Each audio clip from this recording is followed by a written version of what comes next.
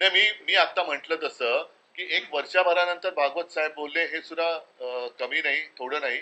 वर्षभरानंतर मणिपूर जळते त्याच्या झळा त्यांच्या कार्यालयापर्यंत पोहोचल्या किंवा त्या बातम्या आल्या. ही त्यांची जर का संदेशवाहक यंत्रणा असेल एक एक वर्ष लावणारी, तर त्यांनी ती सुधारली पाहिजे. परंतु ते जे बोलले ते प्रधानमंत्री गांभीर्याने घेणार आहेत का? कारण निवडणुकीच्या शेवटी शेवटी आपण बघितलं होतं की स्वतः भाजपचे अध्यक्ष नड्डा यांनी सांगितलं होतं की आता आता आम्हाला संघाची गरज नाही, आम्ही भाजप म्हणून समर्थ आहोत.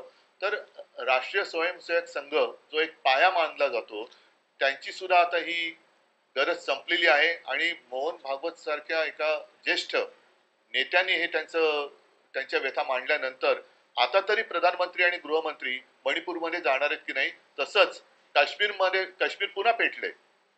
काश्मीरच्या बाबतीमध्ये प्रचारात जे ढोल पिटले गेले होते, 370 कलम काढलं, ते काढलेलं नाही, ते होल्डवर टाकलेलं आहे. हे बाकीच्या गोष्टी ह्या तांत्रिक आहेत, ते वकील तुम्हाला सांगतील.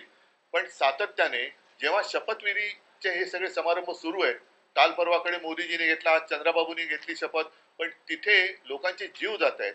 मध्ये तर आपल्या सिक्युरिटी फोर्सेसवरती हल्ले झाले. आता तरी तुम्ही लक्ष देणार आहात की नाही? का तुमचेच तुम्ही ढोल आणि तुमचे रेकॉर्ड